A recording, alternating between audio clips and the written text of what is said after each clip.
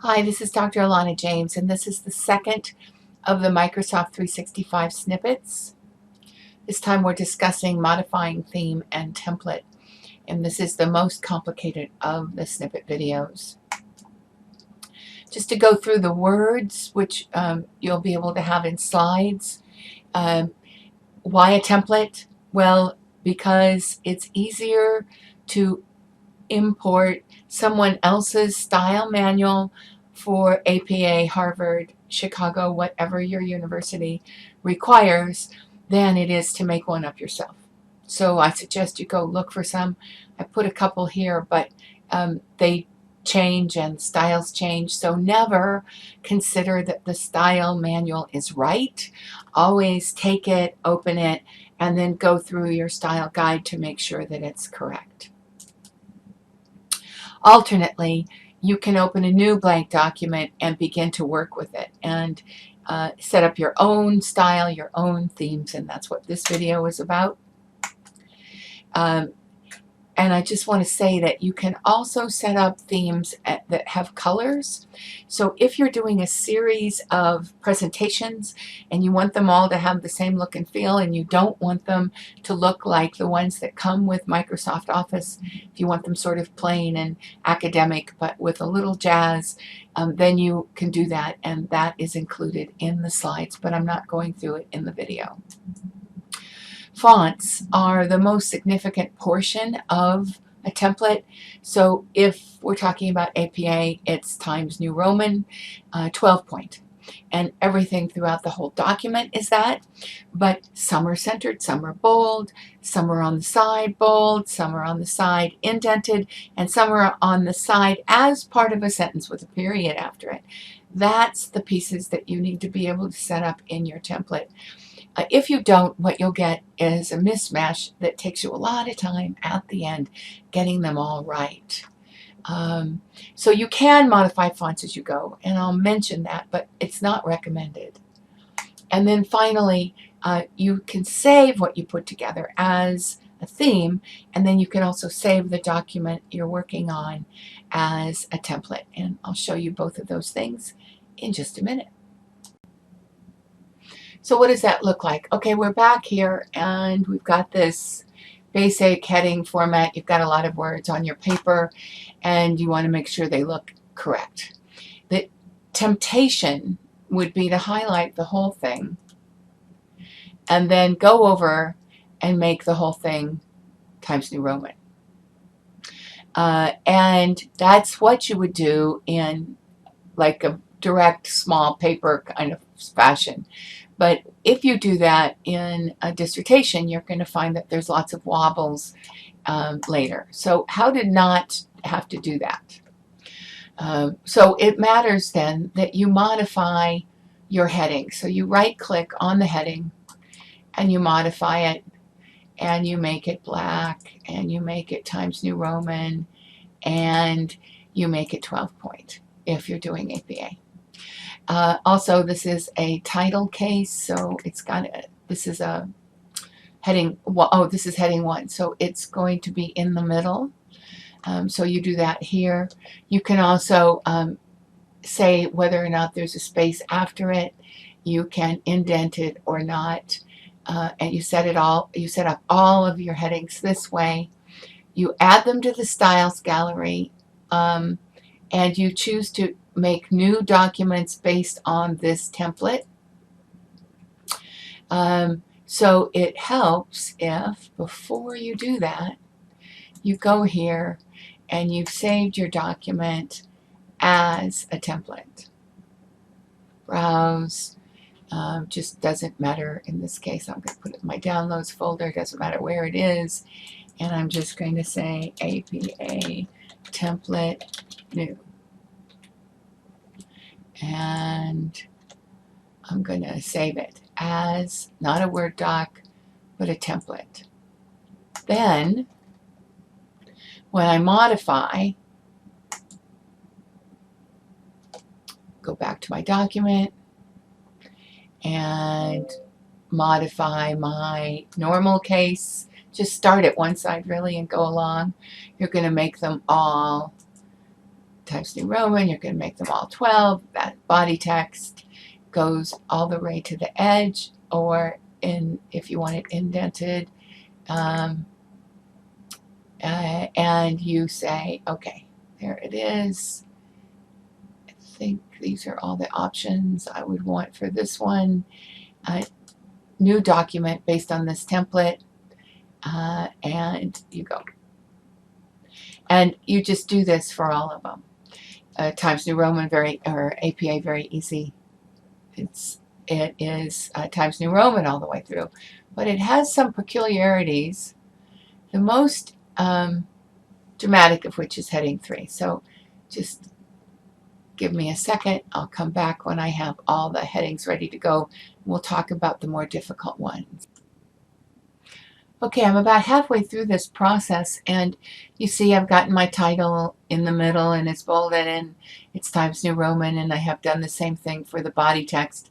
And as I clicked in the modify on each one, I told it that it should save this for all new templates. And what happens, as you'll see automatically as we go down, is that it's changed the following ones as well. So it's not as though if you have a big document and you suddenly have to make changes, you can't do this to a few and then have them all change all the way through. You can, but it isn't 100%. So if we go into heading 2, we'll see that it's indented, and I hit the indent and it went over to be indented, but it did not indent all the way down. And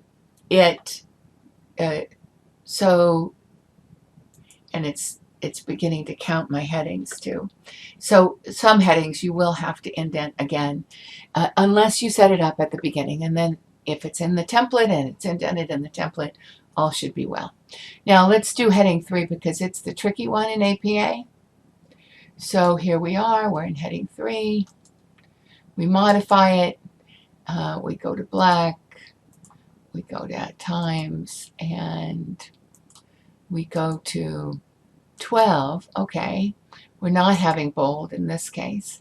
We are having indented, and that's the way it looks. But it comes, oh no, I think it might, I take that back, it might be a, in italics. That's the way it looks. But now in the real thing, if you just were to start typing, it would have that same. And if you were to go to normal right there, it doesn't take away the italics. And here's the problem. Look at the navigation pane on the left. When you start typing, it starts showing up in your navigation pane. See it? So if the navigation pane is what makes your table of contents, that's not going to work for you. So it's heading 3 that's the problem. It should be here, as you see. It shows here as heading 3. But as soon as I started to type after it, and I did have it properly modified to be in italic, like that. As soon as I do that, everything after it that I've typed starts to italicize, or it all shows up over here. And you can't have that because that's going to be your table of contents. So let's get rid of this heading 3 completely. And just in our body text, type a long paragraph of something for a test. And so it just goes on, and I'll just keep going. There we go. So we have our test done, and it's double spaced as it should be for APA, and Now I need to put in a heading 3. So the first thing I do is I indent. Then I put in heading 3 words with a paragraph after a period after them, or full stop. And then I go here and I hit heading 3 and it highlights without hiding everything after it. So that's the long and short of getting it into this. Now, say you have it all perfect, it's just the way you want. Then easiest thing to do is just to say you want to save a style, save a theme, and so you go here and it says save, typed in a theme, you went to themes, down at the bottom it says save current themes. I'm going to call this APA test. And so then I have my theme. I can also go back here and save it again as a template. And then I have both the theme and a template that are APA, and I can use them across all the different Excel things if I want to.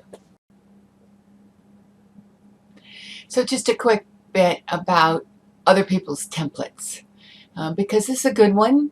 Paul Rose, Southern Illinois University, Edwardville. It was one of the ones I found on the web. It's APA. It's got clear running head. It shows that it needs to be all caps, that the page numbers are right. There's a lot of things right about this, but one of the things that isn't right, if you open the navigation pane, again, you do that through View, and then you hit navigation pane, which is right here, a little box off and on, is you see there's only one heading in the navigation pane. So he went, if I go here to this heading, it's listed as a subtitle. If I go here to this heading, I don't even know what it is. It's just hanging out there in the middle. All of those should be heading level 1s because they're going to be the same throughout the document. So what you do in that case is you just highlight it, and hopefully he's got heading level 1 set up right. Aha, he does. So if it's heading level 1, all you have to do is highlight it, hit the thing in the box, the correct one in the box, and it'll show up in your navigation pane. But he doesn't have heading level 2. Now, we've been playing with this, so it's quite possible if I open this up, and he doesn't even have heading level 2 here. So he might have been building this in a form of Word that is old, and that you'll need to bring it into Microsoft this level in order to have the headings show. So watch for that. When you find a template, check the headings are all actually in the template. You'll be much happier later.